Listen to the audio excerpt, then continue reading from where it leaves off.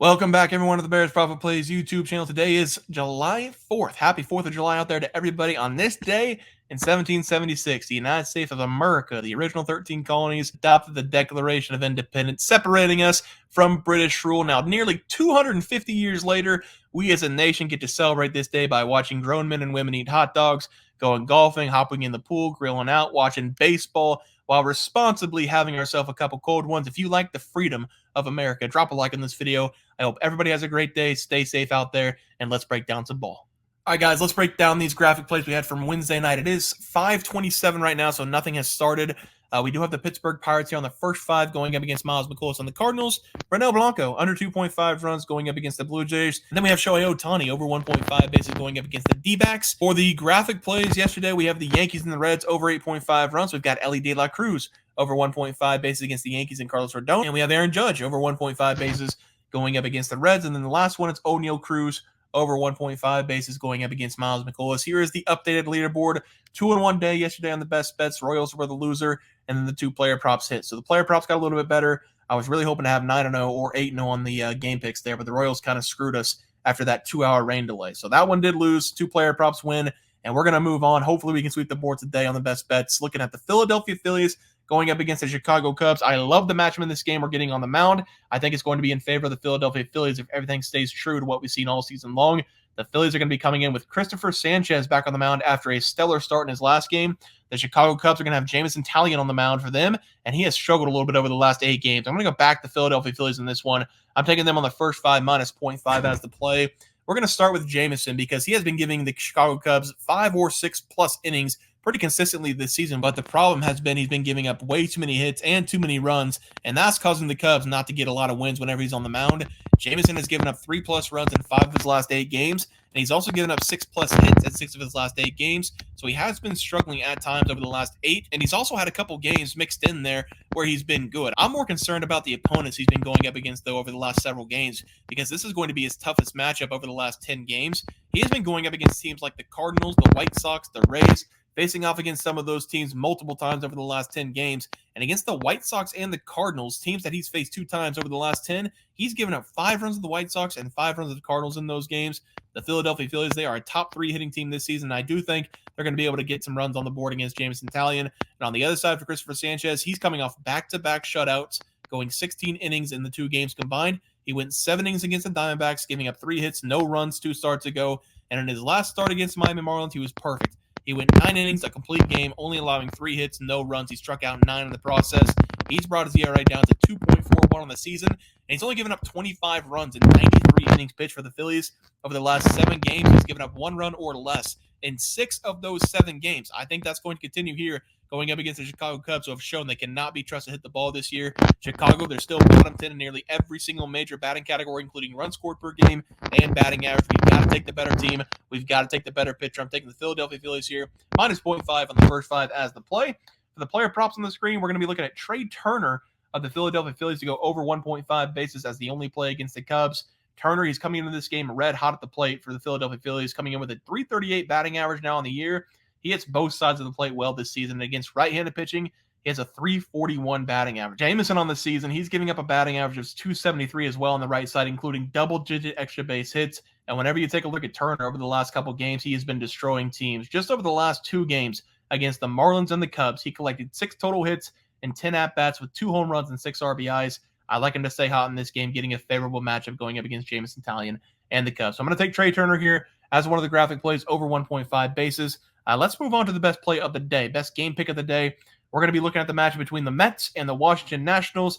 It has been extremely hard to be a Washington Nationals fan because every time we get close to going to 500 or above 500, we find a way to go on a big losing streak. No streak, though, has been more frustrating than the series going up against the Mets right now. In the games on Monday night and Tuesday night, we had a 2-run lead early, and then the Mets, they found a way to tie up, force extra innings. In both games, in the top of the 10th inning, the Mets, they were able to put up 5+ runs after only scoring 2 in the first 9 innings in both games. We have very limited skill in the bullpen for the Nationals. We do have some talent, but if we get ourselves into extra innings, we are absolutely screwed. That's something I've been very open about on this channel with the Nationals bullpen, and that has shown over the last 2 games with the Mets putting up double-digit runs in the 2 games combined in extra innings. In this game, though, on July 4th, the Stars, they have aligned because Jose Quintana, he got pushed back one day for his start. Jake Irvin's on the mound now for us.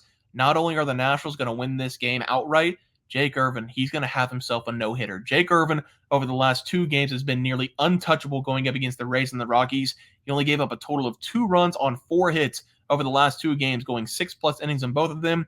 If we take a look at over the last 8 games for Jake Irvin, he has given up 2 runs or less in 7 of those 8 games, and he's also given up 1 run or less in 5 of those 8 games.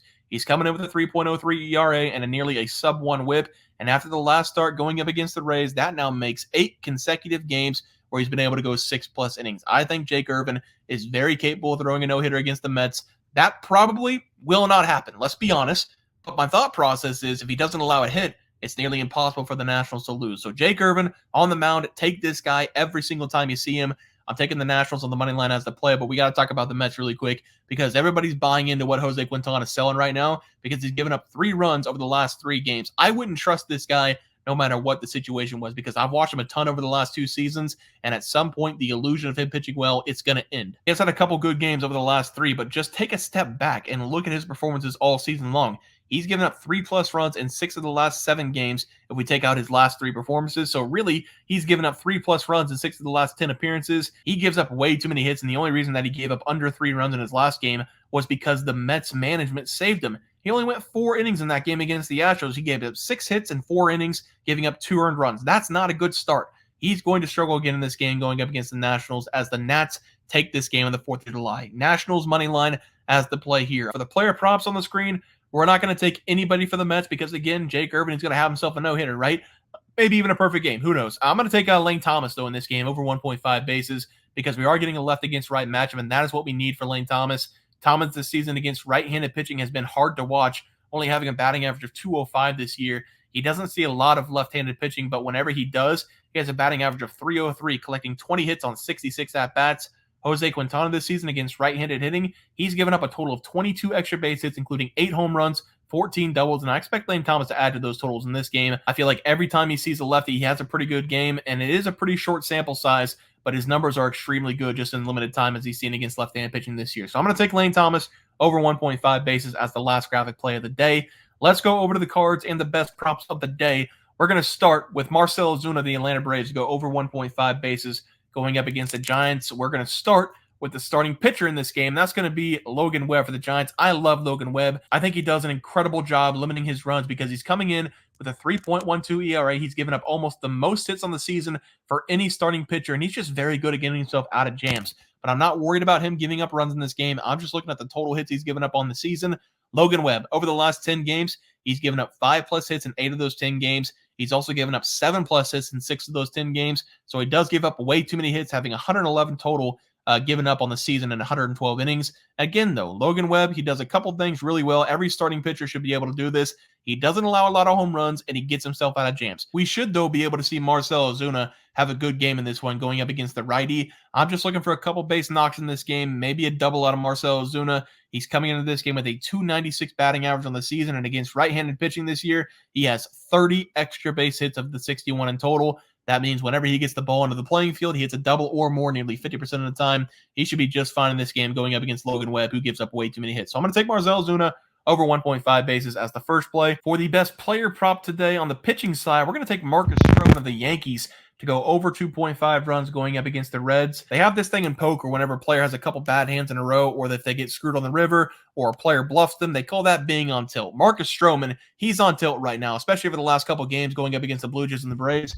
Marcus Stroman, he's yelling at his teammates for trying to turn a double play, in which Gleyber Torres threw the ball almost immediately out of his glove. You got to go back and watch the play. But Marcus Stroman, he was upset with Gleyber Torres because he didn't think he got the ball out fast enough to turn the double play against the Blue Jays, which cost them a run. I went back and watched it. I don't think it could have gone any faster. I just don't like what I've been seeing out there on the mound from Marcus Stroman. His emotions are all over the place over the last couple games. You have to have the memory of a goldfish out there. If Ted Lasso taught me one thing, it's that. And Marcus Stroman has just seemed upset over the last 3 games whenever he's been out on the mound. He's given up 3+ runs in 3 consecutive games against the Red Sox, the Braves, and the Blue Jays. And the Cincinnati Reds, they're in the middle of the pack this season in runs scored per game and batting average per game. But I typically say this every time I talk about the Reds. They've got a lot of talent in that lineup. I'm never surprised when they come out and score 8+ runs in a game. I don't like what I've been seeing out of Marcus Stroman. I think he's on tilt. I don't think he's going to have a good game in this one. I'm going to take the Reds here to get to him early. I'm going to take him over 2.5 runs as the play here. All right, let's go over to the MLB Graphic Recap. We are going to pick the Phillies -1/2 on the first 5 going up against the Cubs with Christopher Sanchez on the mound. Trey Turner over 1.5 bases against the Cubs, and then Lane Thomas over 1.5 bases against Jose Rincon and the Mets. We've got Jay Kirby on the mound, and we're taking the Nationals on the money line. Maybe him throwing a no-hitter, maybe a perfect game, who knows. And then we've got the Braves and the Giants taking Marcell Ozuna over 1.5 bases going up against Logan Webb. And then Marcus Stroman, that should say over 2.5 runs allowed going up against the Reds. I think he's on tilt. I think he's going to have another bad game on the mound. So over 2.5 runs as the play there. Guys, that's going to do it. And then we'll be picks and props for Thursday, July 4th slated games. If you guys enjoyed the content, please sure to drop a like on this video and subscribe to the channel below. See you guys next video, and thanks for watching.